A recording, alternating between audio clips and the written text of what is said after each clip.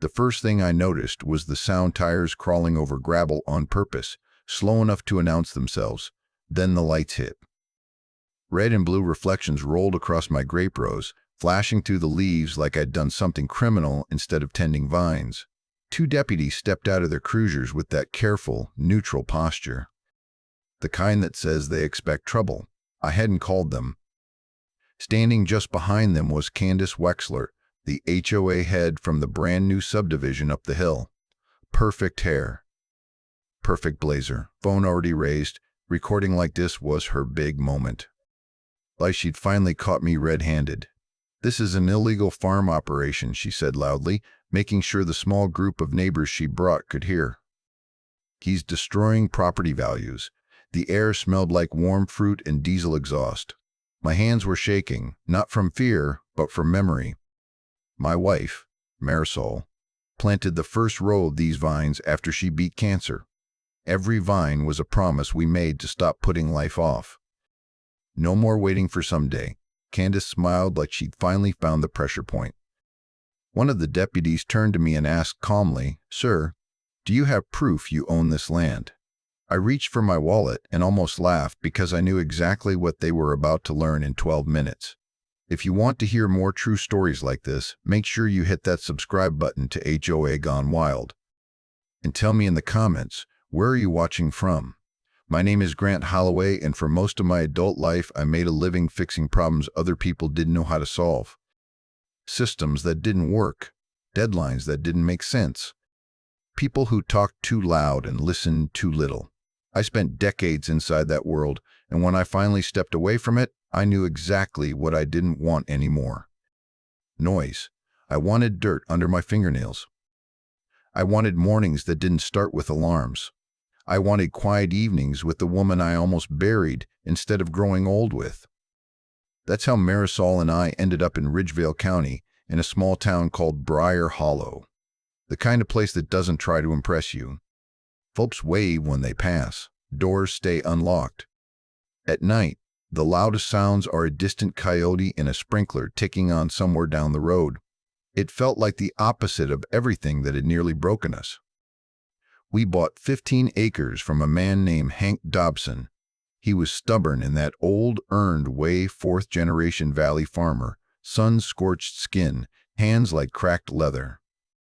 Hank used to say he'd rather set his land on fire than let developers turn it into beige boxes with fake stone fronts. But time catches everyone. His knees were gone. His kids had moved away. And he didn't want strangers stripping the land of its history. He wanted us.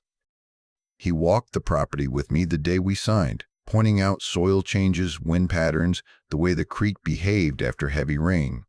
When he shook my hand, he didn't say congratulations. He said, "Take care of it." We weren't chasing profit. We weren't playing farmer for fun. We wanted to breathe again.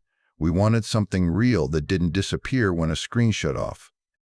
The vineyard wasn't fancy. No tasting room, no tours, no glossy signs. Just honest rows of grapes that Marisol researched, like she was preparing for the most important test of her life. In a way, she was. Cancer had stolen years from her. Energy, confidence, the ability to plan more than a few weeks ahead. Planting those vines was her way of taking something back. Every row was deliberate. Every choice mattered. Watching her out there, kneeling in the dirt with sunlight on her shoulders, I knew this land wasn't just property. It was proof she survived. The first couple of seasons were steady, hard, but honest. We learned by messing up. We lost vines. We fixed soil. We adjusted irrigation. Our neighbors were mostly growers and farmers, quiet people with blunt opinions and no patience for nonsense. Nobody cared what color your door was. Nobody counted your fence slats. Nobody asked permission to exist. Then the hills above us changed. One morning, the ridge line looked wrong. Too clean, too sharp. Within weeks, the sound of engines replaced birds, dump trucks, bulldozers. Survey stakes hammered into the ground like warnings. A developer had bought the land above us and started building a subdivision called Wexler Crest, matching houses. matching fences, matching mailboxes. A stone entry sign that screamed private community, like it was embarrassed to share a valley with people who actually worked the land. And with that subdivision came the HOA. At first, I didn't care. Let them argue about trash cans and porch decorations. Let them fine each other for grass length. That wasn't my world, and I had no interest in joining it. Then a certified letter showed up in our mailbox. It was addressed to me like I'd lived behind their gate for years. It claimed my property was subject to HOA restrictions. It claimed my vineyard violated community standards. It demanded I cease agricultural operations immediately, remove what it called industrial irrigation, and begin paying fines starting the next morning. I read it twice. I laughed once. Then the laugh died in my throat, because buried in the language was something darker. References to county code enforcement, a polite suggestion that law enforcement could become involved if I failed to comply. This wasn't just posturing. This was pressure. Marisol saw my face and asked, "What is it?" I handed her the letter. She read it slowly. I watched her shoulders tighten, not in fear of paperwork, but in recognition. She understood exactly what it meant. Someone was trying to take the one thing that had given her life shape again. I called the number on the letter. It rang once.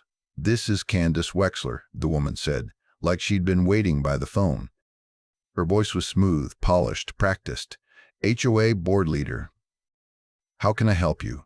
I told her there had to be a mistake. We weren't part of any HOA. Our deed was clear. Our land existed long before her subdivision. She gave a soft laugh that didn't reach her tone. "Oh, Mr. Holloway, people say that when they're in denial." "I'm not in denial," I said. "I'm outside your boundary." There was a pause, just long enough to feel intentional. "Boundaries can change," she said. That was the moment everything clicked. This wasn't confusion. This wasn't a clerical error. This wasn't about rules. This was a conquest. Candace didn't start with threats. She didn't have to. She started with humiliation, because humiliation is quieter and sticks longer. Within a week, HOA notices began appearing on my gate like wanted posters nailed to a saloon door. Bold headers, legal-sounding language. Accusations dressed up as policy. UN approved. Agricultural activity. New license conditions. Unauthorized waiter use. Every single one looked freshly printed, perfectly aligned, sealed in plastic like they were meant to survive weather and time. And every time I tore one down, another appeared within hours. It felt less like enforcement and more like obsession. Like someone had turned my life into a checklist and found joy in filling it out. Then came the drive-bys. Cars from Wexler Crest started creeping past the vineyard at walking speed, windows down. Phones out. Some people whispered to each other. Some openly laughed. One guy leaned out of his truck and yelled, "Hey, farmer, your weeds are killing our home values." My hands clenched so hard my knuckles burned. Every instinct in my body screamed to jump the fence and drag him out by the collar, to remind him this wasn't a petting zoo and I wasn't part of the scenery. Marisol caught my arm before I moved. Her grip was gentle but firm. "Don't," she whispered. "That's what they want." She was right. This wasn't about rules. It was about provoking a reaction. About baiting me into looking like exactly the problem Candace had already decided I was. Candace didn't stay behind letters for long. She showed up in person on a bright afternoon, the kind of day where everything feels calm enough to make cruelty stand out. Marisol was in the rows, gloves on, hat low over her eyes, checking leaves the way a doctor checks vitals. Focused, careful, alive. Candace walked straight toward her. She didn't look at the vines. She didn't touch the soil. Her eyes went straight to Marisol, like she'd already decided who the real target was. "You're the one doing this," Candace said. Marisol straightened slowly. "Doing what?" "Turning this valley into a mess," Candace replied. her gaze sweeping over the dirt, the irrigation lines, the tools stacked near the shed. "We moved here for a certain standard." Marisol's voice stayed even, but I could hear the steel underneath it. "This land was growing food before your subdivision had a name." Candace smiled. Not friendly, satisfied. "That's the problem," she said. "The valley is changing." Then she leaned in, lowering her voice just enough to make it personal. "People like you don't realize how quickly the county listens when I call." I felt my stomach drop, not because of what she said, but because of how casually she said it. Like she'd done it before. Like she knew exactly how far she could push without leaving fingerprints. That night, code enforcement showed up. Not once. Twice. 2 separate visits, hours apart. Clipboards, cameras. Measured steps across the property like they were mapping a crime scene. They asked about permits. About runoff. About water usage. About whether we had documentation for this or approval for that. I answered everything calmly. I smiled. I cooperated. Not because I was scared, but because I knew better than to give anyone an excuse to escalate. Every answer felt like walking a wire. The next morning, a notice appeared. Inspection follow-up. Possible violations. A warning that further complaints could lead to fines. Marisol held the paper for a long time without speaking. Then she said, very quietly, "She's trying to kill the vines without touching them." She was right. Because a few mornings later, I stepped outside and heard something wrong before I saw it. The sound of water where it shouldn't be. Rushing. Wasting. I rounded the shed and froze. The irrigation line had been sliced clean. Not torn, not chewed, not damaged by equipment. Cut. A precise incision right where it would cause the most damage. The water spilled into the dirt, soaking the ground uselessly, while the vines further down the line went dry. Marisol ran out behind me and stopped short. When she saw it, her face changed in a way I hadn't seen in years. That fear wasn't about money. It wasn't about repairs. It was the memory of hospital rooms, the steady beep of machines, the feeling of time slipping through her fingers while her body fought to stay. The vineyard wasn't just plants to her. It was proof she survived. Proof she got to build something after everything tried to take her away. And someone was trying to erase that proof, quietly, methodically, one cut at a time. I stood there staring at the damage, listening to the water drain away, and something settled in my chest. Candace wasn't a nuisance. She wasn't an inconvenience. She was a threat. And threats don't get ignored. I drove to the county courthouse the next morning with a folder on the passenger seat and something heavy sitting just under my ribs. It wasn't panic. It wasn't fear. It was the kind of anger that gets quiet and focused. I didn't go there to argue. I didn't go there to complain. I went there to dig. Old habits don't disappear just because you change careers. Back when I solved problems for a living, yelling never fixed anything. Emotion just blurred the picture. The real wins came from finding the one flaw everyone else overlooked and pulling on it until the whole system unraveled. Candace was confident because she assumed I'd do what most people do when authority shows up with paperwork. Panic. Plah, leave, leave. Instead, I asked for records, all of them. I pulled our deed first. Clean. Clear. No HOA language anywhere. Then I pulled the subdivision plat maps for Wexler Crest. Bright, polished, neatly labeled. The boundary line stopped at the ridge like a hard edge drawn with intention. Everything below it was us. My land sat outside their jurisdiction as clearly as night sits outside day. But while flipping through the older documents, I noticed something subtle. A reference buried in the margins. An easement notation tied to Briar Hollow Creek. The clerk behind the counter had the tired eyes of someone who'd seen too many people argue over too little. She watched me reread the line and said, "You're looking for water rights, aren't you?" I looked up. I wasn't. But I am now. She nodded toward a drawer behind her that looked like it hadn't been opened in years. Most folks don't really know what they buy out here, but that creek? That's old, real old. I asked if she could pull the older records. She hesitated, then shrugged, like she'd already decided I wasn't wasting her time. When she came back, she set down a stack of documents that smelled like dust and history. As I read, my pulse started to climb. Our property didn't just border the creek. It controlled it. The language was precise and unmistakable. Senior water rights. Established long before subdivisions, long before developers, long before anyone thought the valley needed decorative fountains and perfectly green lawns.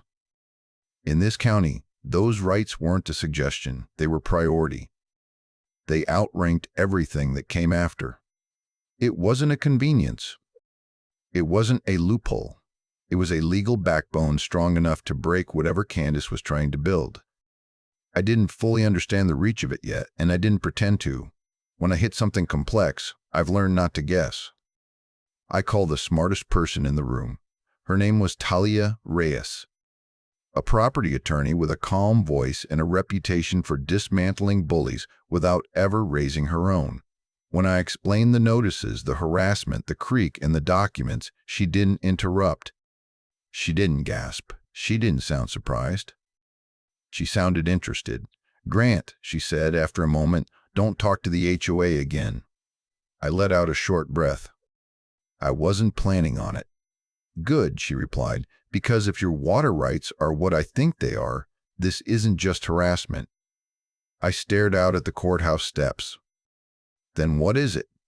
"Greed," she said, "and desperation. And you're about to learn why she's pushing so hard." That afternoon, Talia drove out to the vineyard. No suit, no performance, just boots on dirt and eyes open. Marisol walked her through the rows, explaining how she'd planted each vine after chemo, how her hands shook some days but she kept going anyway, how this land became the place where she learned to trust her body again. Talia listened without interrupting. No pity, no platitudes. Just focus. Then she turned to me and said, "Show me the creek." I led her to the back of the property, where Briar Hollow Creek cut a quiet, steady line through the valley. It didn't roar. It didn't demand attention. It just existed, patient and constant. Talia knelt, dipped her hand into the water, and let it run through her fingers. She stood slowly and looked up toward the ridge, where identical rooftops caught the sun, and very softly she said, "Oh." My stomach tightened. "What?" She didn't look away from the subdivision. "Grant," she said, "I'm willing to bet their entire neighborhood depends on this creek." The words settled in heavy and slow. Suddenly, Candace's obsession made sense. The notices, the pressure, the sabotage. She wasn't trying to enforce rules. She was trying to protect a secret. We didn't hit back with shouting or threats. We didn't post rants or storm meetings. We hit back the only way that ever actually works, with precision. Talia sent the first letter before Candace could spin another story. It was clean, calm, and brutal in its clarity. It stated, without room for interpretation, that our property was not under HOA jurisdiction, that every notice posted on our gate constituted harassment, and that any further interference would trigger immediate legal action. No insults, no emotion, just facts sharpened to a point. Then she sent a second notice straight to the county. This one demanded documentation. Every complaint filed against us, every inspection request, every anonymous tip, names, timestamps, records. Because people like Candace don't bully in the dark forever. They leave trails. They depend on exhaustion. They count on their targets being too overwhelmed to follow the paperwork all the way back to the source. We followed everything. We requested water usage reports. We pulled subdivision approvals. We asked uncomfortable questions about permits, hookups, and access points nobody wanted to explain. We kept our voices polite and our requests relentless, and the answers that came back didn't line up. Wexler Crest looked like a postcard from above. Lawns so green they didn't look real. Decorative fountains at the entrance, water spilling 24 hours a day. A so-called community garden with sprinklers blasting like it was feeding a stadium. But the county files told a different story. There was no clearly documented independent water source that matched that level of use. No properly scaled infrastructure. No clean separation between what the subdivision claimed to have and what it actually consumed. Which meant only one thing. They were pulling from the creek. Quietly, constantly. The way a thief lifts a wallet in a crowd and hopes no one notices until they're gone. Candace hadn't expected us to look that closely. And she definitely hadn't expected company. Late one afternoon, Hank Dobson rolled into our driveway in his old truck. He didn't come alone. 3 other vehicles followed. People stepped out slowly, like they weren't sure if they were crossing a line just by being there. Nora and Eli Park, who ran a small orchard a mile down the road. Miguel and Reina Alvarez, whose herb fields supplied half the farmers' markets in the county. And the Tanner family, dairy farmers who'd been in the valley longer than most of the roads. Hank didn't bother with pleasantries. He spat into the gravel and said, "She's been doing it to all of us." I felt my chest tighten. "Doing what?" "Everything," he said. "Code complaints, trespass warnings, threats dressed up like advice. Pushing folks until they sell cheap or give up." Talia folded her arms. "Who benefits if you sell cheap?" Hank didn't hesitate. He pointed up toward the ridge. "Developers. Investors. And that woman who can't put her phone down." Marisol's hands clenched at her sides. "So we're not the only ones." "No," Hank said. "You're just the one she thought she could make an example of. Vineyard looks messy if you don't understand it. Easy to scare people with that." That night, the first real crack in Candace's control came from inside her own walls. Talia forwarded me a screenshot she'd received from a woman who lived in Wexler Crest, someone who'd finally gotten uncomfortable enough to speak up. It was from a private neighborhood group chat. Candace was all over it, telling residents to document our vineyard, encouraging them to pressure the county, reminding them that outsiders didn't fit the community image, but one line stood out. "Water access is non-negotiable." Talia stared at the words longer than the rest.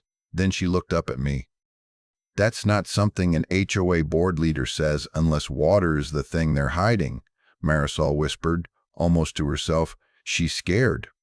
And that was when everything shifted, because bullies who feel safe are loud and arrogant. Bullies who feel cornered get reckless. Within days, Candace doubled down. More complaints. More concerned neighbor reports. More attempts to frame us as the source of a problem she couldn't afford to have examined too closely. But the difference now was that none of it landed in a vacuum. Every move she made fed directly into a growing file. Every complaint added weight. Every contradiction tightened the net. The valley wasn't whispering anymore. People were comparing notes. Stories were lining up. Patterns were forming, and through it all, Candace kept pushing the same narrative. Rules, standards, compliance. She never once mentioned the creek. That told us everything. Because when someone avoids naming the real issue, it's usually because the truth would collapse their entire position. And Candace had built her authority on the assumption that no one would ever look beneath the surface. She was wrong. What she thought was pressure was actually exposure. What she meant as intimidation became evidence. And the more she panicked, the more clearly her motives came into focus. She wasn't protecting a neighborhood. She was protecting a lie. And lies don't survive scrutiny for long. Candace escalated exactly the way we knew she would, by dragging the conflict into public view and betting that authority, uniforms, and flashing lights would scare us into backing down. She didn't send another notice. She didn't file another complaint. She called deputies. Not code enforcement, not inspectors. Actual law enforcement. She told them I was stealing water, that I was running an illegal business, that I had threatened residents when they drove past my property. She stacked the claims just high enough to sound urgent, just vague enough to sound dangerous. That's how my vineyard turned into a crime scene on a bright afternoon. Squad cars parked along the gravel, red and blue lights flickering through grape leaves. My wife standing frozen between rows she planted with her own hands, staring at uniforms where she expected sunlight and quiet. Candace arrived moments later, right on cue, like she'd choreographed the whole thing. Phone already up, camera rolling. Her face arranged into that expression she practiced so well, concerned, righteous, confident. "Officer," she said loudly, making sure the neighbors she'd summoned could hear, "he's diverting creek water. Our neighborhood is experiencing shortages." One deputy took a slow look around. He glanced at the creek, then at our irrigation setup, then back at me. His voice was calm, neutral. "Sir, do you have proof you own this land?" It wasn't an accusation. It wasn't a challenge. It was procedure. But Candace smiled like she'd just landed a knockout punch, like the question itself meant she'd already won. Before I could answer, Talia stepped forward. She didn't raise her voice. She didn't rush. She moved with the kind of calm that shifts the gravity of a situation without anyone realizing it at first. "Deputy," she said evenly, "before you continue, I need to clarify something. This property is not part of Wexler Crest. The HOA has no authority here," Candace snapped, sharp and fast. "That's not true." Talia didn't look at her. She kept her eyes on the deputy. "And second," she continued, "this property holds senior water rights tied to this creek." The deputy blinked. "Senior rights?" Just for a fraction of a second, Candace's smile twitched. It was subtle. Anyone not watching closely would have missed it, but I saw it. So did Talia. She reached into her bag and pulled out a folder thick enough to carry weight. She held it up, not dramatically, just enough to be seen. "The documentation is recorded, verified, and recognized by the county." "Ma'am, if you have proof, we need to see it." Candace cut in immediately, her voice climbing. "This is a stunt. He's manipulating you. He's trying to confuse the issue." "Ma'am," the deputy said, firmer now, "step back." And this is where Candace made her mistake. She didn't step back, she stepped closer. Phone still raised, camera still rolling. Voice louder, faster, sharper. She tried to take control of the moment the way she always did, by filling the air, by overwhelming the room, by acting like the loudest voice was the correct one. She pointed toward the creek.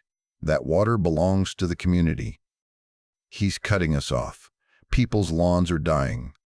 Families are being affected." The deputy turned toward her, expression unreadable. "Why is your HOA involved in water rights outside your boundary?" The question landed hard. Candace opened her mouth, closed it, swallowed. For the first time since this started, she didn't have a clean answer. No rehearsed line, no confident pivot. Just a pause that stretched a little too long. "That's not the point," she finally said. The deputy exchanged a glance with his partner. Talia handed over the folder. Ordinance, maps, easements, records older than the subdivision, older than Candace's authority, older than the assumptions she'd built her power on. The deputies flipped through the pages slowly, carefully. The mood shifted. This was no longer about a complaint.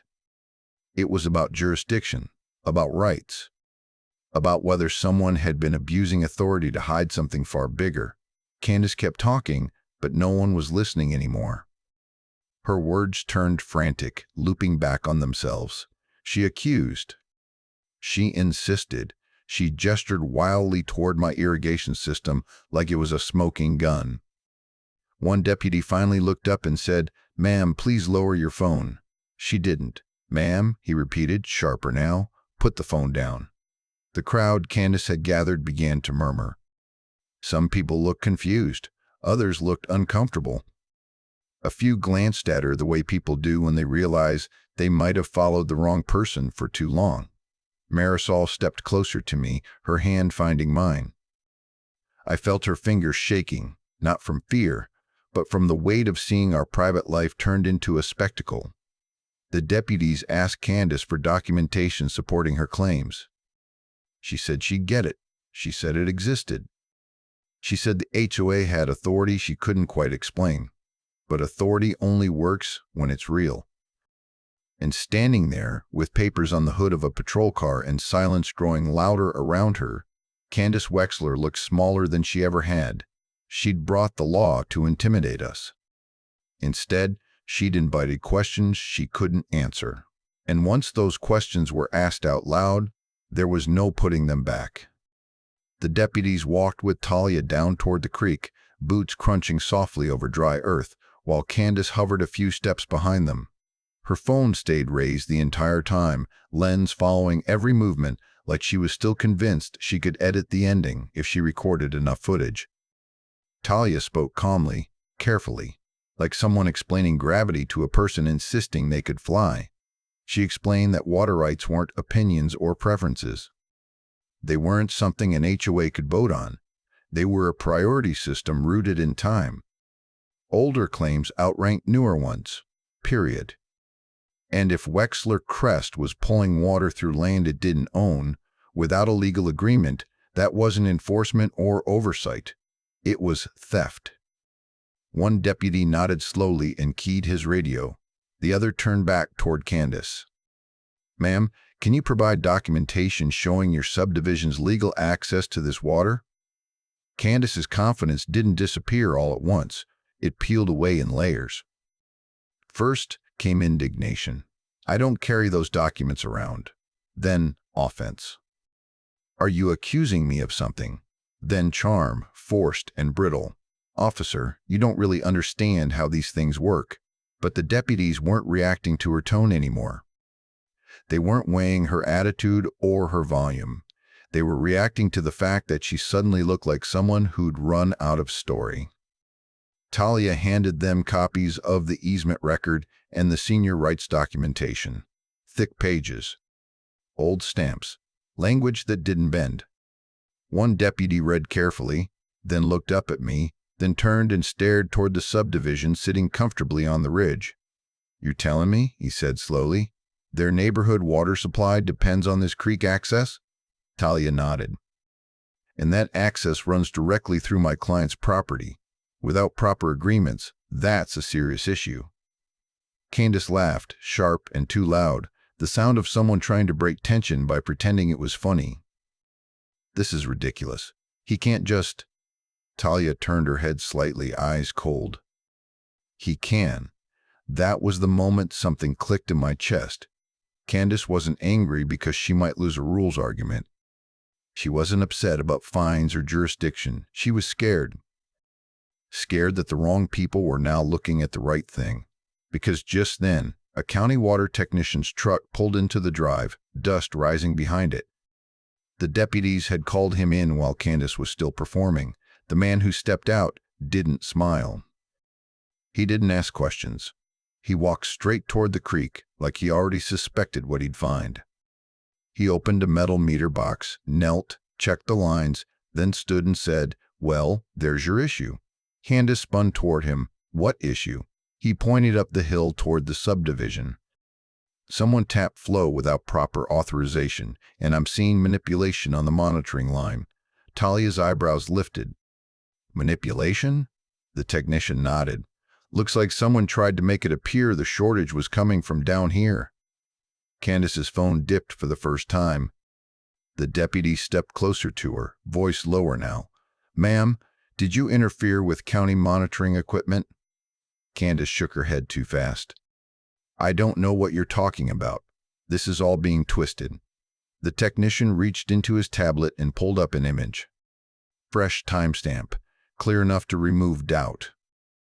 It showed a person standing beside the meter box days earlier, leaning in at the exact angle needed to adjust it. A woman in a blazer. The face was grainy, but unmistakable. Candace Wexler. The air went still. Even the creek seemed quieter. The deputy looked at the screen, then at Candace, then back at the screen. His voice dropped to something almost gentle. "Ma'am, put the phone down." Candace didn't respond. Her lips parted, but no sound came out. The performance was over. The crowd she gathered stood awkwardly behind her, no longer sure who they were supposed to be angry at. She'd built her power on the assumption that nobody would ever look closely enough. That authority could be borrowed from uniforms, from paperwork, from fear. Standing there, exposed by her own panic, she finally understood the mistake she'd made. She didn't just bring the law to my vineyard. She brought it to herself. And once the truth was visible, once it was documented and witnessed and undeniable, there was no version of this story she could still control. What happened next didn't feel like a movie ending. There were no dramatic speeches, no instant handcuffs, no crowd cheering. It was quieter than that, and far more satisfying because it was real. Candace wasn't hauled away for being rude or overbearing. She was boxed in by facts she couldn't charm, threaten, or shout her way around. The deputies gently but firmly separated her from the crowd and asked for her identification. One of them explained, in a voice that left no room for interpretation, that they were documenting possible interference with county monitoring equipment and potential illegal water diversion, not accusations. Documentation, the kind that follows you long after the flashing lights leave. Candace kept talking because silence had never been her strength. She insisted it was a misunderstanding. She claimed she was protecting residents. She said she was only trying to prevent property damage and chaos. But every sentence dug the hole deeper. She never talked about the binds. She never mentioned standards. She never once referenced property values. She talked about water, who controlled it, who needed it, who couldn't afford to lose access. That told everyone everything. The county water technician stepped away to make a call to his supervisor. Talia didn't wait. She filed an emergency notice the same day, cease and desist, boundary enforcement, and a formal demand for a full audit of Wexler Crest's water sourcing and monitoring practices. And once the county started pulling permits, the story Candace had built collapsed fast. The developer paperwork was sloppy. Timelines didn't match. Approvals were rushed through with vague language and convenient omissions. The so-called independent water supply didn't hold up under scrutiny, and the monitoring adjustments looked less like mistakes and more like deliberate misdirection. It wasn't just unethical. It was traceable. Within weeks, the mood in Wexler Crest shifted. Residents who'd once rolled past my vineyard with phones raised were suddenly asking hard questions of their own board. Sprinklers stopped running at full blast. Fountains went dry. Notices appeared on their own doors, this time from the county. Anger turned, fast, not toward me, toward Candace, and the developer who'd sold them a lifestyle built on shortcuts and silence. One afternoon, a woman named Brooke Sutter walked up to our gate slowly, hands raised like she didn't want to startle anyone. She looked embarrassed. Tired. "I'm sorry," she said before I could speak. "I didn't know. She told us you were the reason our sprinklers weren't working." Marisol stepped beside me, her presence steady and calm. "We're not your enemy," she said. Brooke nodded quickly. "I see that now." Talia organized a community meeting soon after, but not the kind Candace thrived in. This one was county-led. No shouting, no grandstanding. Just facts laid out clearly. The water technician explained the priority system, how senior rights worked, and why assumptions don't hold up against recorded law. People sat in stunned silence as they realized their green lawns and decorative ponds had been living on borrowed time and borrowed resources. Candace tried one last move. A private message arrived late one night, polite to the point of insult. She offered a settlement. An offer to buy our land for far less than it was worth, framed as a chance to resolve tensions and restore harmony. Talia responded with a single word: "No." Then she attached the evidence packet. After that, Candace disappeared. No calls, no visits, no notices on our gate. The woman who once strutted through the valley with a phone and a clipboard retreated behind her subdivision walls, because the valley finally saw her for what she was. Not a leader, not a protector, just someone who mistook control for authority and found out what happens when the truth refuses to stay buried.